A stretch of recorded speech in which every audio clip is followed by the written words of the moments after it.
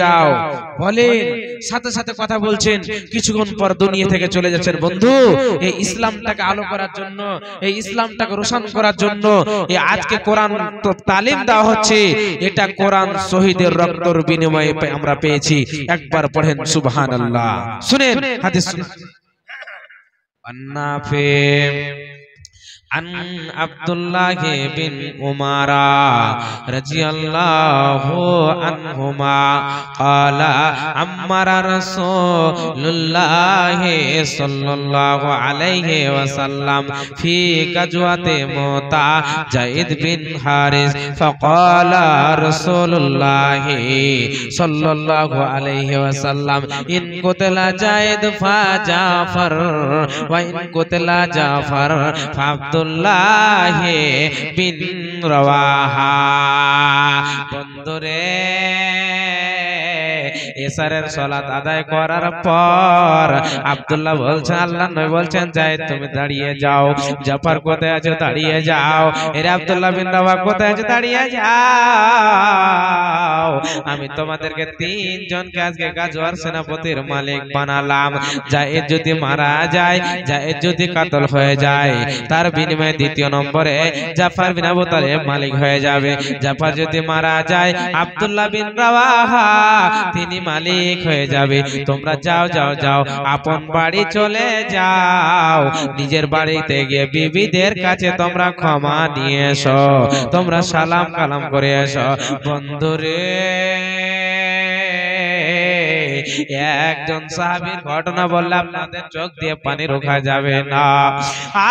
আজকে কোটি কোটি টাকার মালিক আমরা, মসজিদ মাদ্রাসাকে চিনতে পারি না, আমরা মানুষকে ভালোবাসা দেখাতে পারছি না, আমরা আলিম ওলামাকে ভাষাতে পারছি না। শুনেন, আব্দুল্লাহ বিন রাওয়াহা নতুন বিয়ে করেছে, বাসর রাত হয়নি, জিহাদের ডাক পড়ে গেল। নবীজি বলছেন, আব্দুল্লাহ রে চলে যাও, বিবির কাছে ক্ষমা নিয়ে এসো। বিবির কাছে চলে গেল। এশারের সালাত আদায় করার পর বিবি বিন বিন বিন বিন করে কোরআন তেলাওয়াত করছে। আসসালামু আলাইকুম।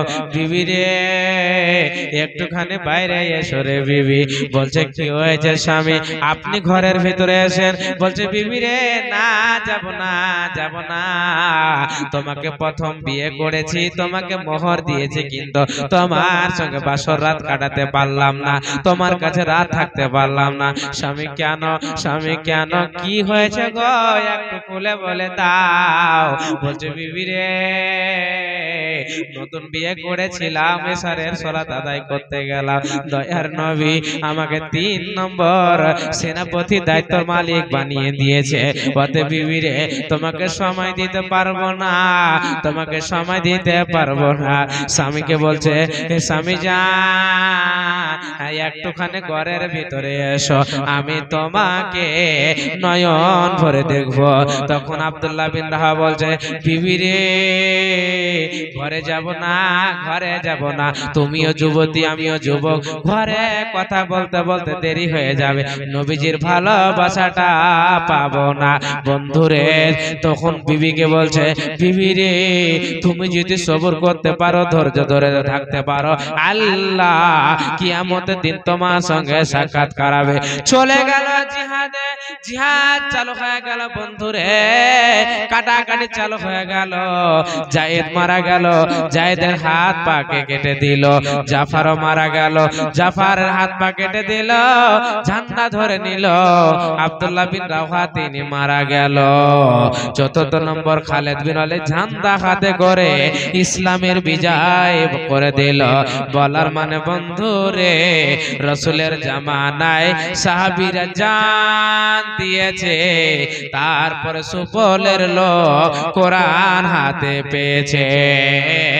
বন্ধুরে, আল্লাহ বলছেন, বান্দারে তোমরা শুনে নাও, ইন্নাল্লাহা আশতারা মিনাল মুমিনিনা আনফুসাহুম ওয়া আমওয়ালাহুম বিআন্না লাহুমুল জান্নাত।